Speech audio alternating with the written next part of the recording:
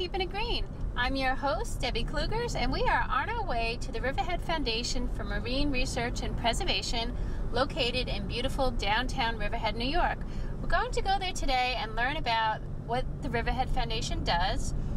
We're also going to learn specifically about seal rescue, rehab, and release. And after we leave the Riverhead Foundation, we're going to go to Hampton Bays to release a young harp seal who was rescued and successfully rehabbed by the foundation. And today is her day to finally go home. Let's go check it out. This is our lady who's going to be released today. Her name is Graffiti. She's nicknamed that. She has a little bit of a marking on her nose. She has a little bit of paint on her nose that we found. And this little girl is a yearling harp seal. She was found all the way back in February and was rescued by me, actually, brought into the hospital. And she was dehydrated, very lethargic on the beach, not very active or alert. So we brought her back to the facility. We focused on rehydrating her, giving her lots of good fish, trying to fatten her up because she was a little skinny.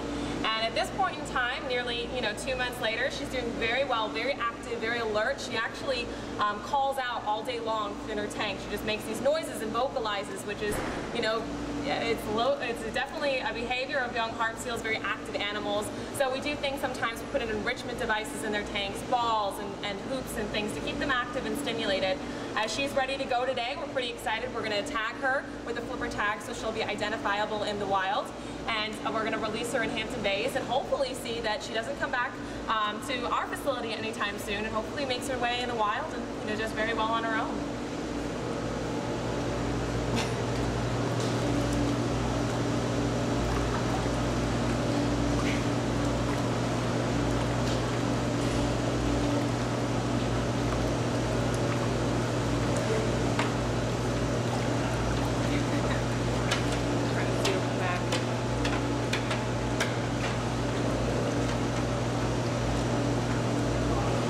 Whenever an animal comes in, it's going to get a feed chart, and on that feed chart, just like a medical record for you when you go to your doctor, it'll tell us the genus and species of the animal, the common name, the date that it came in. So, for example, this one came in on March 7th. The tank that it's in right now, we assign a number so that we can identify each individual. The primary problem, in this case here, this animal was dehydrated. This animal here, when it came in, weighed 26.1 kgs, which is around 54 pounds. Based on all that information, this is a female, and it's a yearling, so that means it's probably last year's pup. When an animal first comes in, there's 3 different stages to its initial rehabilitation. The first stage is to deal with the dehydration. And in doing so, what we'll do is we'll start tube feeding the animals fluids. And we give them fluids because normally when these seals are feeding, they'll get fresh water from their diet. If they're not eating, then obviously they're not getting fresh water. So what they'll need to do is be supplemented with fluids. So we'll give them those dose syringes when we tube feed. We'll give them about 400 cc's of water 4 times a day.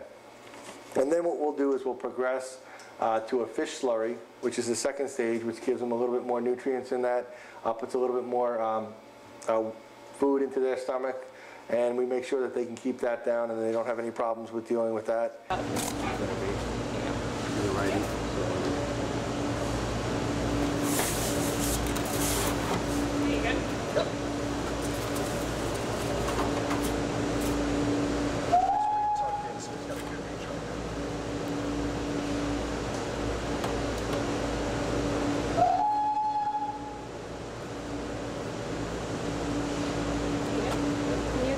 Why you're doing this? The animal first comes. One of the things we don't know is how long it's been since it's had food, and because marine mammals get their fresh water from their diet, it's really important that we start rehydrating them as quickly as possible. So in this case, what we're doing is we've progressed from just giving them fluids, and what Gretchen's doing right now is inserting a tube into the animal's stomach. Those syringes that have 400 cc's of fluids in them, and then we'll inject that into the stomach. That gives the seal fluids. It also now, in this case here, because it's a fish slurry, it's just like McDonald's shake, just made out of fish. This will also give it some nutrients. Then the next step after this will be going towards trying to get them to eat on their own. And then we go a lot more hands-off. But this is the most interactive part of the rehabilitation is at the beginning when we're going to be doing routine blood draws, checking, doing regular physicals, tube feeding, and that's usually the first couple of days, and then after that we're able to get them onto their solid food on their own, and then we can kind of just progress with their rehabilitation. So the tube was inserted, and Gretchen has in her right hand, she has a dose syringe that has a fish slurry in it. If we're giving any medication, the medication will be dissolved in there, and then she puts this in, shakes it up, injects the fluid.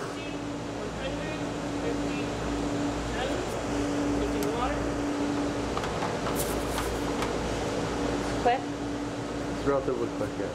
I mean, it's a lot easier than the way we used to do it years ago. We used to do it with a funnel, and we used to pour it from a blender.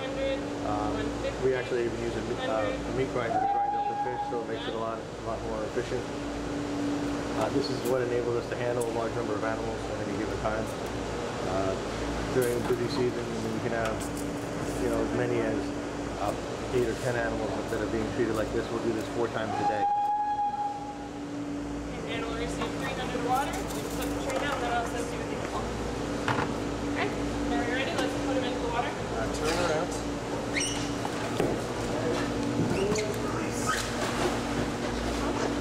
And then the third to final phase is getting them on solid food, which is when we would use the grabbers or try to hand feed them to put the fish into the water. Use the grabbers so the seal will take the fish and then start eating on its own.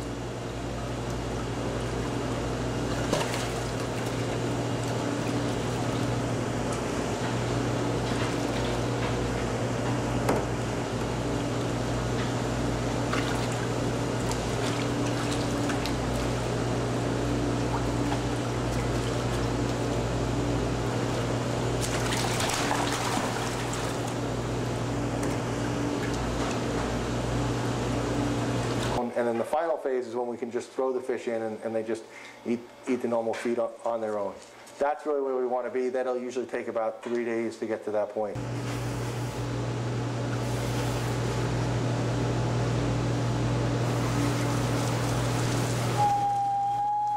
The biologist is hiding so that the seal doesn't associate the food with the human.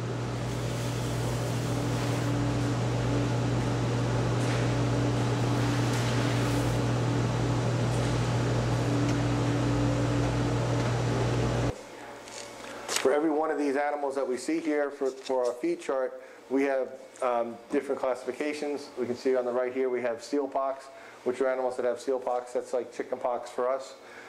They do have it in the wild. It's endemic in the population. But when they come into captivity, because they're compromised, what tends to happen is that we'll see the signs and symptoms of seal pox. The big negative with seal pox is because it's a viral infection, there's not a lot that we can do with that. So what we need to really do is just we keep the animals on antibiotics or prophylactic antibiotics, and we'll wait for the seal pox lesions to resolve themselves, and then we can release them back out into the wild. So basically all we're really doing is feeding the animal until the pox goes away. So our seals on the second feed of the day, we give them a vitamin, a multivitamin, and a 100 milligram B1 vitamin to supplement their diet. And they will not eat the vitamins on their own, so we actually hide them in the gills of the fish. And by marking the fish, we're able to keep track to make sure that the seal actually eats it. So we cut off the tail, toss that in the fish garbage. So if that fish is still found in the tank later, we can definitely know that the seal did not actually get its vitamin. So then I'm able to check which tray I'm running to. Bring this out to him. I'm in here for the briefing really quick.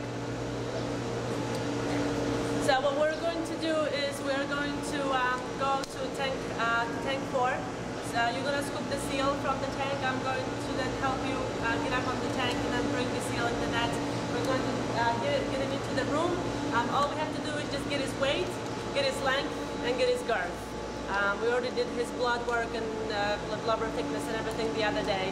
And then we're going to place the flipper tag on the left hind flipper and take genetic sample, put it in the MSO.